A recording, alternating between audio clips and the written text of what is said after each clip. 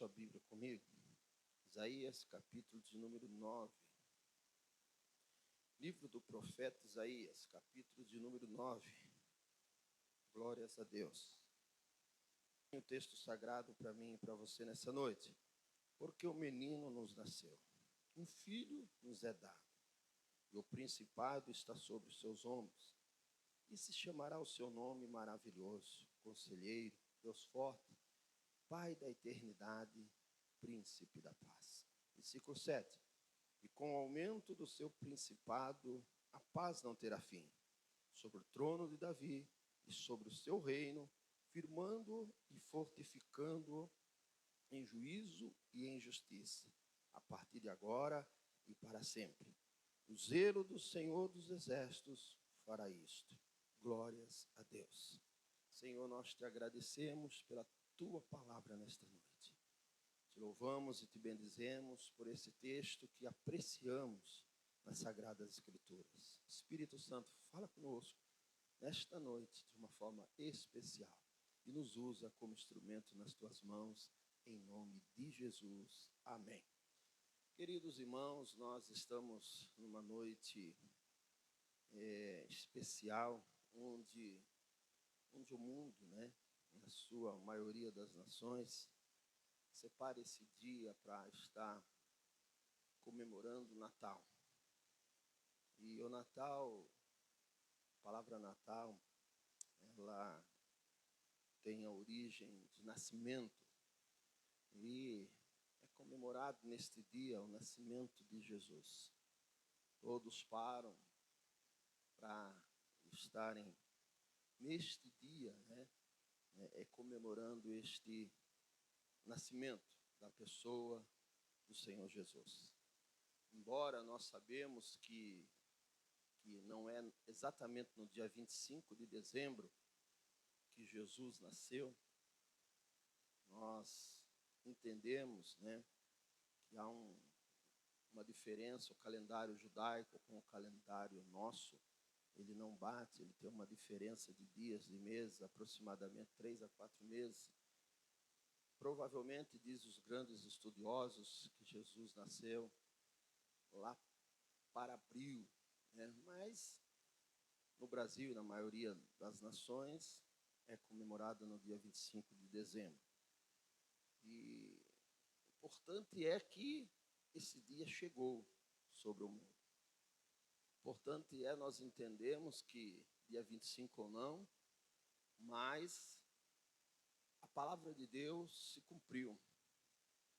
Quando o profeta Isaías, ele observava e via que a terra estava sobre trevas, sobre dias difíceis e complicados, também ele teve uma visão extraordinária.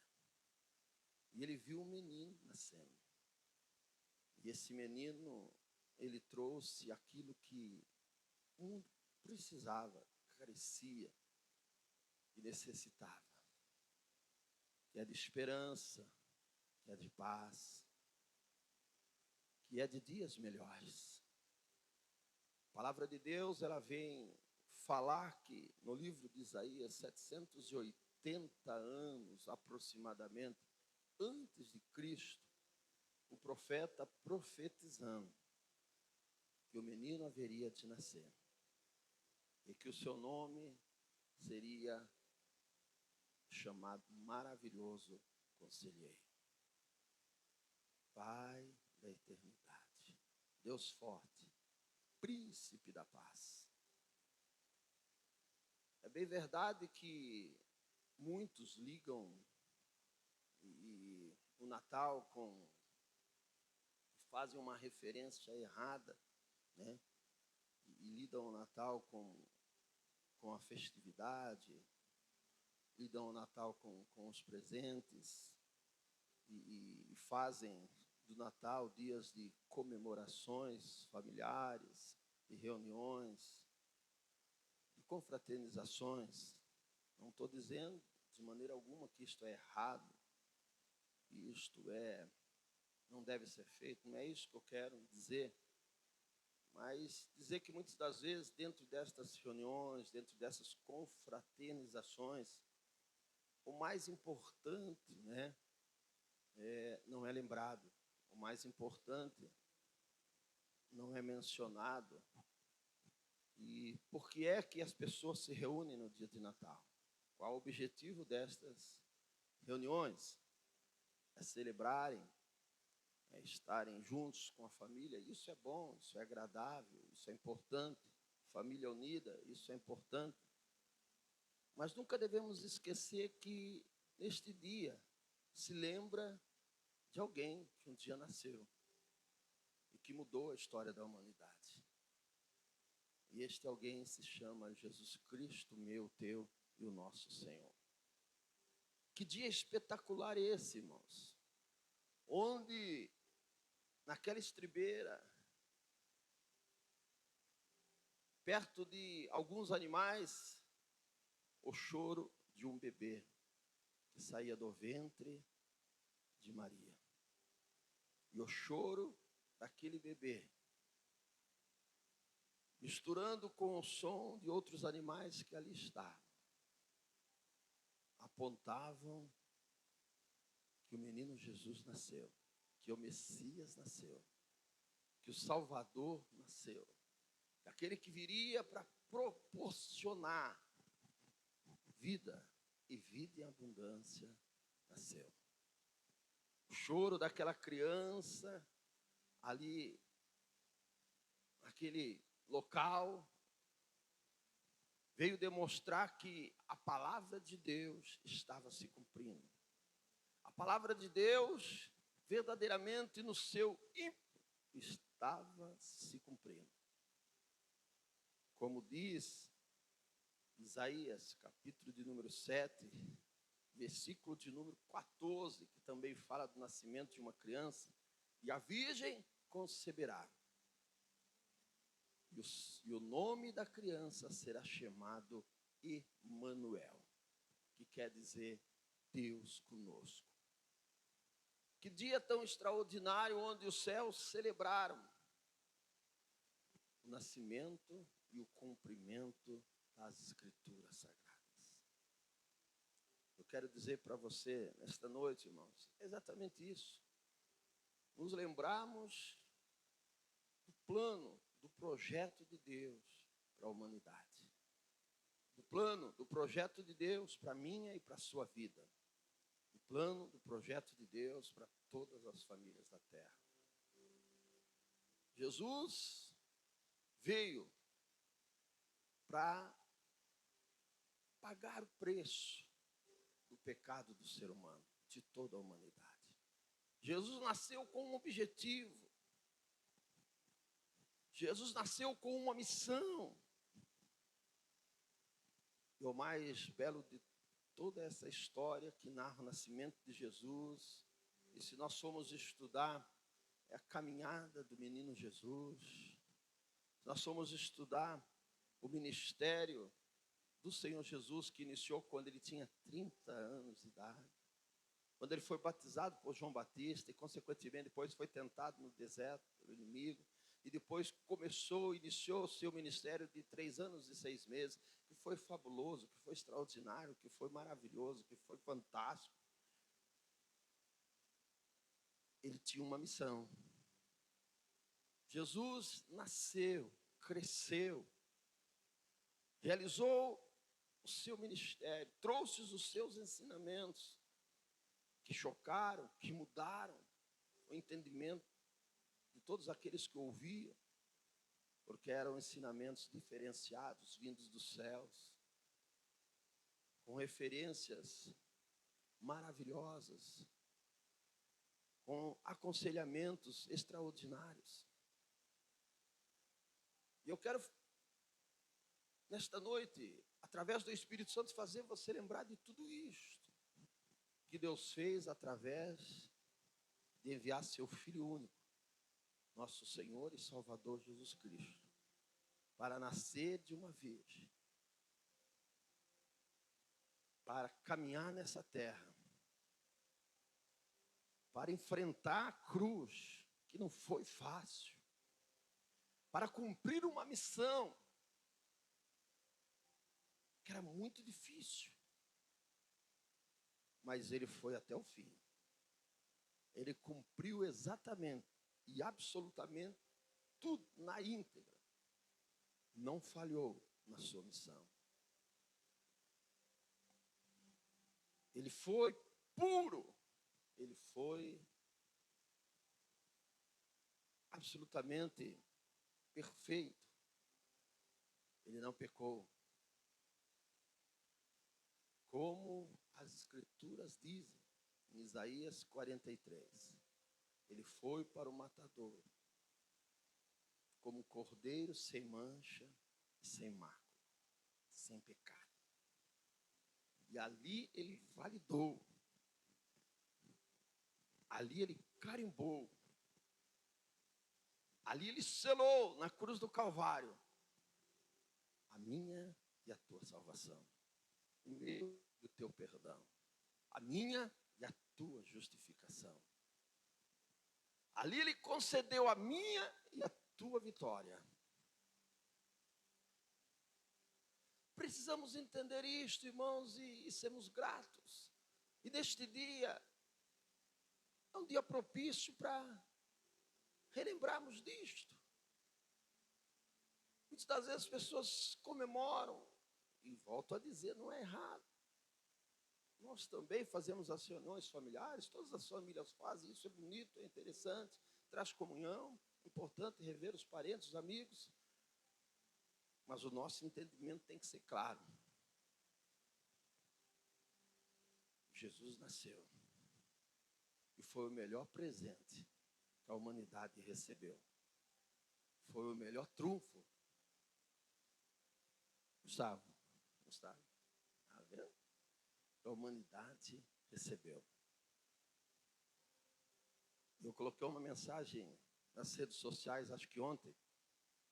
O nosso maior presente já recebemos.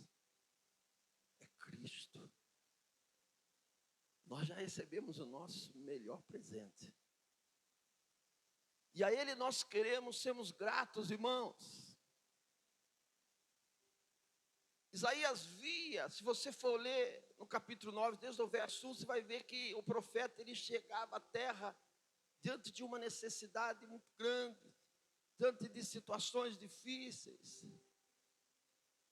diante de uma falta de paz muito grande.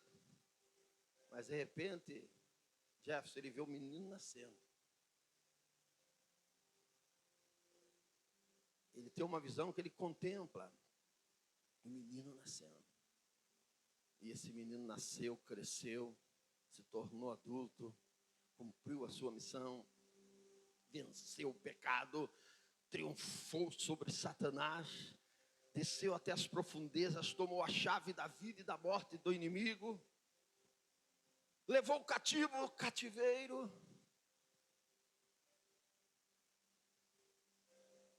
ressuscitou ao terceiro dia, venceu a morte. E se apresentou diante dos 12 que estavam aflitos, num local, numa casa, com as janelas fechadas, com as portas fechadas. Atravessou aquelas portas depois de ressuscitado e olhou para eles e disse: paz seja convosco.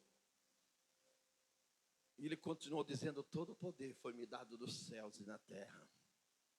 Esse é o meu, o teu e o nosso Jesus. Aquele que pagou o preço da minha, da sua iniquidade. Aquele que venceu no meu e no seu lugar. Aquele que sofreu no meu e no seu lugar. A Ele toda a glória. A Ele todo louvor.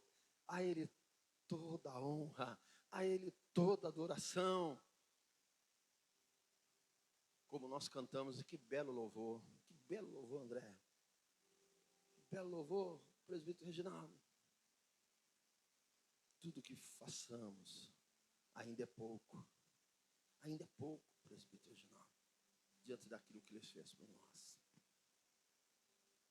E este entendimento, muitas das vezes, está distante do coração e da mente das pessoas.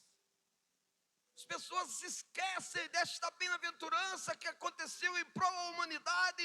Quando este menino nasceu, a palavra dizia, a palavra trazia o entendimento e o esclarecimento. Ele vai nascer, a virgem vai conceber. O menino vos nasceu,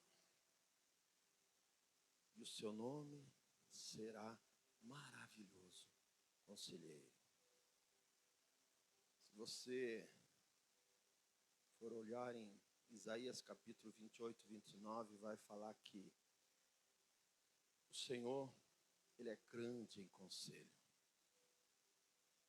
Às vezes, muitos trazem uma explicação dessas duas palavras, individual, mas também esse maravilhoso conselheiro, ele denota aqui um entendimento, uma explicação de que o Senhor é um maravilhoso conselheiro.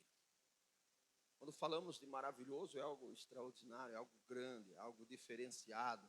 A palavra maravilhoso, ela tem um entendimento de algo tremendo, de algo que não é comum. Sabe aquilo que é maravilhoso, irmão? Aquilo que não é normal, aquilo que não é comum, aquilo que é diferenciado.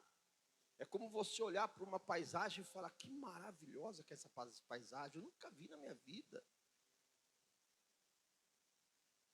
O nosso Deus é maravilhoso. O nosso Deus, Ele é diferenciado. Esse menino que nasceu, que cresceu, que veio para cumprir uma missão. A palavra dizia que ele seria maravilhoso e realmente foi. Tudo que ele fez foi diferenciado. Tudo que ele realizou foi diferente. Todo o seu comportamento foi diferenciado. Foi algo novo, diferente daquilo que as pessoas estavam acostumadas, daquilo que a humanidade estava acostumada a ver.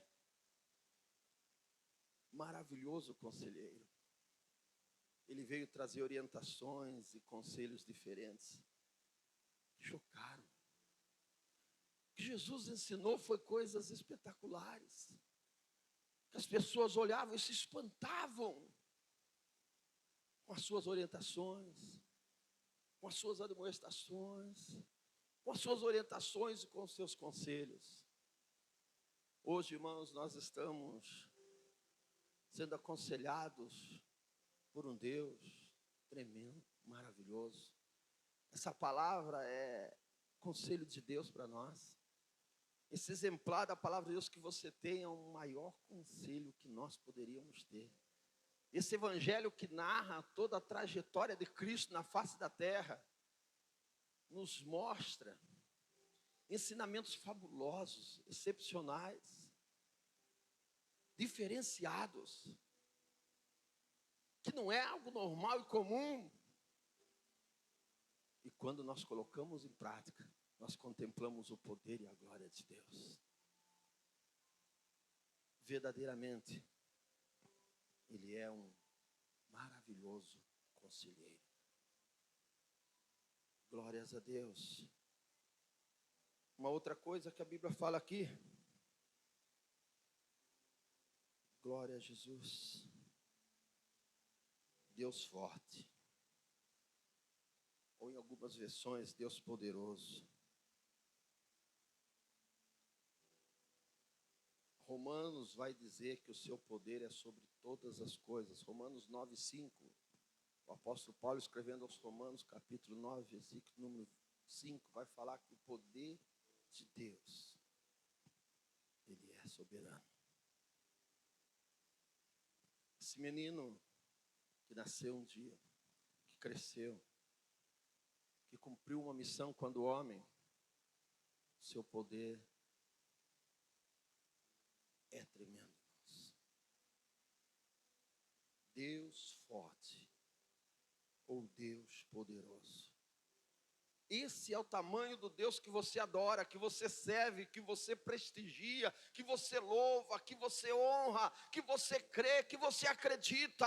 É o Deus forte, irmãos, é o Deus poderoso, irmãos. Ou seja, esta indicação de Deus forte ou Deus poderoso traz o entendimento para nós, igreja. Não há outro como Ele, não há outro como nosso Deus, não há outro como aquele que nasceu e veio e cumpriu o seu propósito, a sua missão. Jesus Cristo é o único Deus todo-poderoso. Não existe outro, não existe outro. As Escrituras diziam: o menino nasceu e o seu nome é poderoso, ou Deus forte. Ou seja, ele vai se tornar e se tornou o todo-poderoso.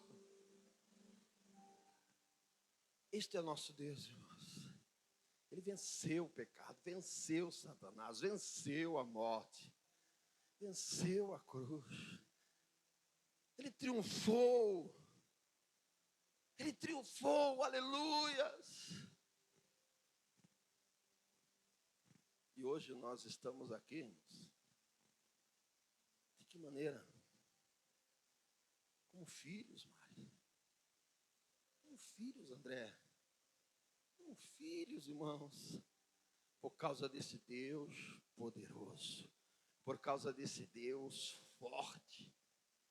Por causa desse Deus que venceu por mim e por você.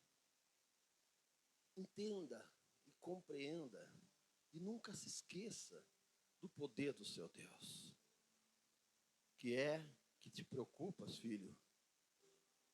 O que é que te deixa com interrogação, filhos? O que é que te deixa com ansiedade, filhos? Deus que você serve é o Deus forte, Deus todo-poderoso. Ele venceu Satanás, ele venceu o pecado, ele venceu na cruz por mim e por você. Aquilo que você precisa, ele pode te dar como vitória. Teu milagre, ele pode realizar. Ele pode realizar. Por isso, continue cantando a único, continue cantando Deus forte, continue cantando a toda honra, continue adorando todo o poder, continue adorando e exaltando. Ele é digno, porque verdadeiramente Ele é, irmãos. Porque Ele é o Deus forte, o Todo-Poderoso. Não há outro como o nosso Deus. Deus forte como Jeová. Não há outro. Lembra desse louvor? Gostoso, né? É uma grande verdade, irmãos. Louvado seja o nome do Senhor. Engrandecido seja o nome do Senhor. Glórias a Deus. Pai da eternidade. A Bíblia vai dizer em João capítulo 10, versículo número 30, onde ele diz: eu e o Pai somos um.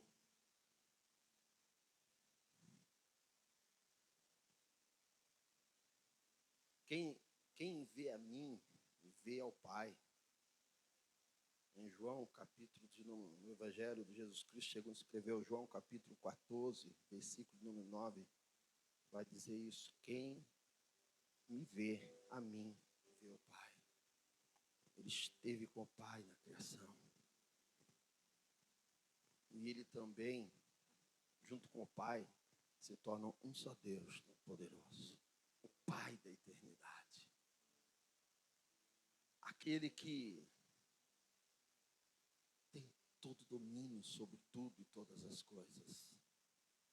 Aquele que sempre esteve ao lado do Pai. Aquele que junto do Pai e da pessoa do Espírito Santo se torna um único Deus, todo-poderoso, Pai da eternidade, glorificado e exaltado seja o nome do Senhor. E para nós concluirmos, Príncipe da paz, aquele que mudou. A Bíblia vai dizer que na nas regiões onde ele passou, nas terras de Naftali, onde havia trevas, raiou a luz. As coisas começaram a se tornar diferentes, porque a paz passou a ser vista em meio a homens, a corações de pessoas, a almas que não tinham paz. Ou seja, quando alguém encontrou com Jesus, ou desfrutou do seu poder e da sua virtude, começou a desfrutar de paz em seu coração. A aflição começou a deixar. Tudo aquilo que rouba a paz, ela vai embora quando Cristo vem, quando Cristo chega, quando Cristo passa a fazer parte da vida daquela pessoa. É exterminado, é arrancado, é tirado a aflição e todo sentimento contrário à paz. O desespero, a falta de esperança. Hoje nós podemos dizer, em Cristo Jesus nós temos paz. Passamos e enfrentamos muitas adversidades, mas em Cristo Jesus nós temos paz. Por quê, irmãos? Porque sabemos que ali na frente Deus tem vitória para nós. Sabemos que ali na frente Deus tem uma resposta para nós. Sabemos que ali na frente Deus tem uma solução para nós. Sabemos que ali na frente Deus tem aquilo que precisamos e Ele vai mudar, Ele vai consertar, Ele vai restaurar aquilo que precisa ser mudado e restaurado. Ele vai restituir aquilo que precisava ser restituído. Temos paz pela fé em Cristo. Pela fé no seu poder, na sua autoridade, na sua soberania. E esta palavra, príncipe da paz, também se refere aos dias de grandes turbulências na face da terra, que antecederão a segunda vinda de Cristo. Onde as nações, 10 nações estarão reunidas em Israel, junto com o anticristo, junto com o falso profeta. A igreja não estará aqui. Estou falando do final da grande tribulação, onde ele vai voltar, onde ele vai vencer o falso profeta, o anticristo, e onde ele vai reinar durante 1000 anos, que é exatamente o milênio. E nesses 1000 anos de governo, vai haver paz sobre a terra. O mal não vai mais assolar. A injustiça não vai mais assolar.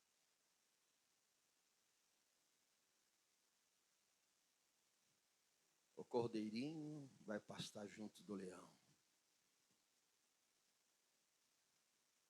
Paz haverá sobre a terra, porque o governo príncipe da paz estará reinando de uma forma absoluta durante 1000 anos na face da terra. Esse é o nosso Deus, esse é o nosso Senhor. Ele veio, irmãos, ele nasceu, ele cresceu, ele cumpriu o seu propósito, ele cumpriu o seu objetivo, ele foi até o fim. E hoje nós estamos felizes e alegres, porque ele venceu para nós. Esse menino que veio cumprir as escrituras, que nasceu naquela manjedoura, ele também cresceu. E ele nos garantiu hoje a vitória que temos. Hoje, eu e você somos gratos ao Senhor por tantos benefícios concedidos a mim e a você. Coloquemos-nos em pé, meus irmãos, e vamos cantar esse mesmo louvor? Vamos.